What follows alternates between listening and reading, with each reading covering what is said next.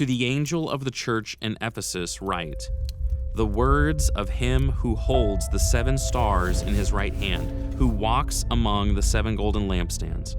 I know your works, your toil, and your patient endurance, and how you cannot bear with those who are evil, but have tested those who call themselves apostles and are not, and found them to be false.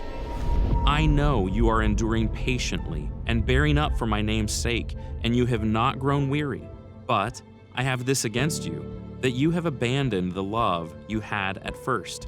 Remember, therefore, from where you have fallen, repent, and do the works you did at first. If not, I will come to you and remove your lampstand from its place, unless you repent. Yet this you have, you hate the works of the Nicolaitans, which I also hate.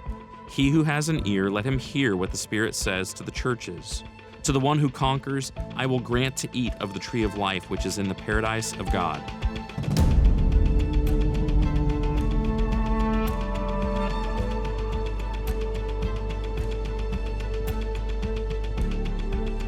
So by the time of Paul and John in the first century, because of silting, the harbor had significantly decreased in size, and so it was reached by this narrow channel coming in from the Aegean Sea. The archaeologists have documented at least 25 to 30 temples and sanctuaries to the various gods and goddesses in the Greek pantheon here in the city. The city of Ephesus being the temple warden or temple keeper of Artemis. Now we have the merger of that with imperial cult worship. As we walk up and take a look at these columns, they're really fascinating. You can see how very nicely carved into the stone here are the names of the elite of this city who functioned as both in the Artemis cult as well as in the leadership in the assembly of the province of Asia. The who's who of Ephesus in the first century. Now, how does that connect to some of the letters in Revelation 2 and 3? Well, we see a promise, of course, to the victors in Philadelphia, that those who are steadfast and endure, their names are going to be written on the columns in the heavenly temple. And so it's a great promise. So obviously their names aren't going to be written in the earthly columns like this. But Jesus used something culturally that they understood and had significance. Yeah. So what can we see that would help us understand the culture of the imperial cult here in Ephesus? So we're walking now on the terrace for the state agora, and over to our left-hand side we see the platform for the later imperial cult temple that was built under Domitian and then later rededicated to his father and brother. But this is part of a valley, and so the placement of these imperial cult temples was very important too. Location, location, location, and so this made very much a statement in the city of Ephesus, who is Lord.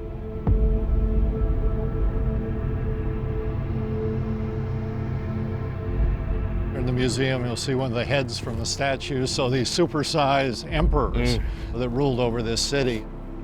You really get a perspective as you stand in front of this monumental structure here, and everyone would see that imperial cult temple. The reason for the emperor worship was not religious, it was political. They were using that system to keep their empire together. And anybody who wouldn't offer incense to the emperor was looked upon as a bad citizen and a dangerous one. We're looking at a beautiful fountain dating to the early 2nd century, and the leading citizen dedicated this to the Emperor Trajan. So any idea what that round thing is? No. The ancients actually understood that the world was round, and so it's the globe, the globus. He's got his foot on it. Right foot, showing domination. Again, we're looking at symbolism, how important it was of the Roman power in the empire, especially here in the city of Ephesus. This is the Greek goddess of victory. She's got her left arm outstretched, holding something. Any idea what that might be? It looks like a wreath. It is a wreath.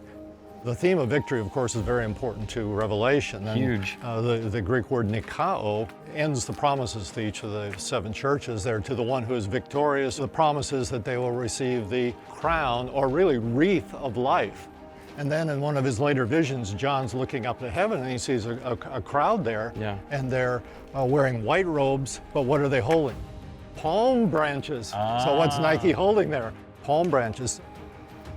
They are the victors. They Yeah. have overcome and have made their way into the presence of God. So culturally, what's the significance? When would people here in Ephesus have seen someone receiving a wreath?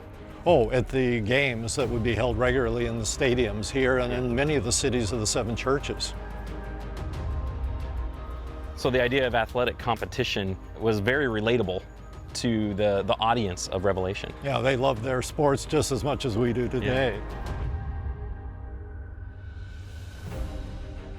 I don't think it's an overstatement to talk about how impressive it is to walk the streets of Ephesus. All along the way, you would have had these statues and these busts. You would have seen all of these idols placed there. It just would have been overwhelming to walk that street and to see how prolific idolatry was. And it was just in your face.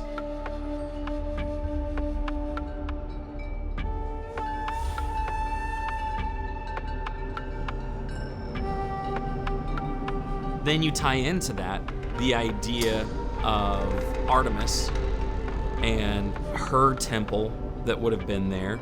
When you hear that, you think back to Acts and you think about the riot that took place in Ephesus because of the influence of Paul. The statues of Artemis or Diana, their sales had gone down. It was just everywhere. It permeated their whole culture. To walk the streets and think about what would that have been like as a Christian? To have a temple dedicated to a deity or to an emperor, and you didn't have that. Like, you didn't have a physical temple. You didn't have a statue of your God. You didn't have anything like that to try to impress people in some emotional way. But when you read through Revelation 4 and 5, we are ushered into the throne room of God, and we're given a picture of God seated on his throne, of Jesus walking into this place where these living creatures and 24 elders are praising God and praising Christ.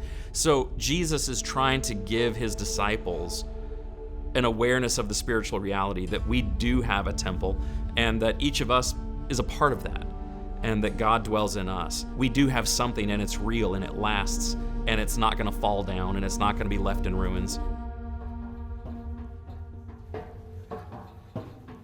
So we seem to be in a really domestic area as we come through these terraced houses. Well, this is really the lifestyles of the rich and famous, but we know that the early church was not just comprised of poor people. Now, we have some richer elite members in the congregations too. They're very much attracted to the monotheism of Judaism, and then now is Jesus is Lord and Christ. Yeah.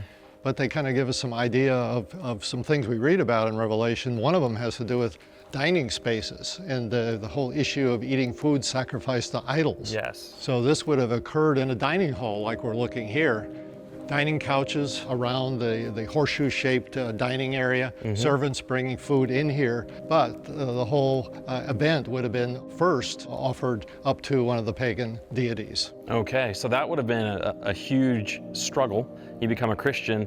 Can you continue to participate in these meals that are associated with idols? Yeah, so the Christians are starting to withdraw from public and social events, and they're considered antisocial. So they're kind of breaking the customs that are accepted. Now, what's this area with all of the columns on the opposite side of the dining hall? So in these terrace houses, we have a number of what's called peristyle houses. On the inside of the peristyle, this is open to the elements. There's no roof, and they would collect rainwater in cisterns under here. And then the living areas would be around here, the bedrooms, the kitchen. If you have a richer member in the congregation, this would be an ideal place for a house church meeting. Oh, absolutely. I can imagine that. So it could be that the churches in Revelation are assembling in places like this. Yeah, very much so.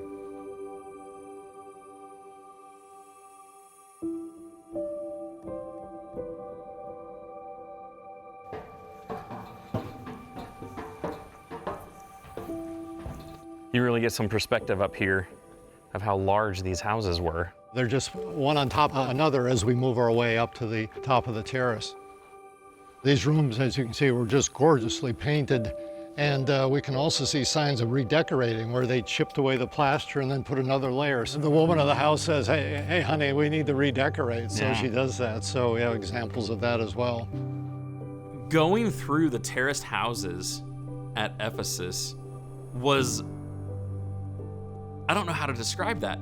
Most people, when they think about going to worship, assembling with their church family, most congregations have a property or a building that they've constructed, and they've got a sign out front in their own paved parking lot. And some people have large signs to advertise who they are. But that is not how most congregations get started even today. And that's certainly not how they got started back in the first century. Thinking about a place like this is likely where the congregation there in Ephesus got started, where they're meeting in these open courtyards, they're meeting in these personal homes, in places that can accommodate the size. It's not about trying to have some super impressive place, it's about meeting the needs. Where can we meet? So I thought about that as we were walking through the courtyards and thinking how little has changed between the first century and now.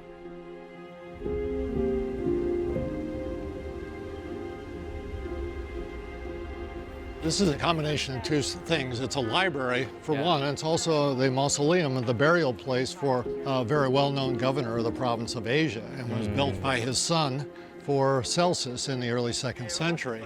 And the significance about Celsus is he was the governor of the province of Asia at the end of John's life, so they were contemporaneous. But the Austrian archaeologists have reconstructed this really incredible structure.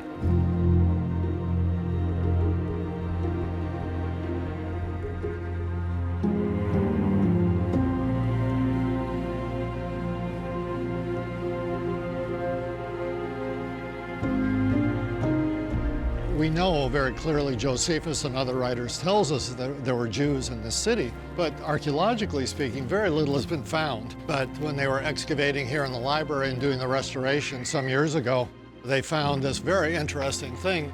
So what do we got here? Oh, wow. So right on the face, you've got a menorah. You've got the 7 wicks. Yep. So they carved this lovely menorah right here in the step of the Library of Celsus. How incredible is that?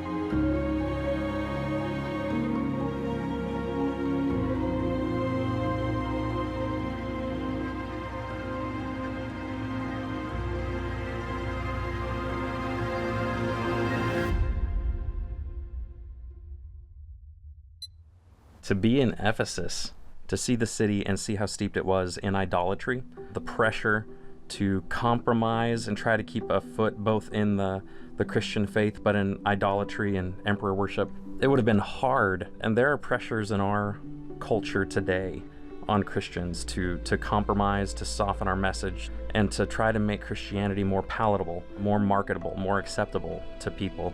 Hopefully that'll help people relate to the Ephesians and understand that they're just like us. If we were in their shoes, we would be tempted to leave our first love and not be as zealous exclusively for Jesus as we ought to be. So today has been really extraordinary.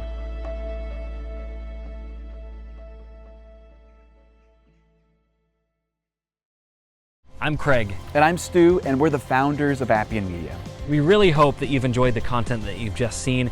This was only made available through the generous donations of so many of you. We believe that the world should have biblically accurate, visually engaging content about the Bible, and it should be free for everyone.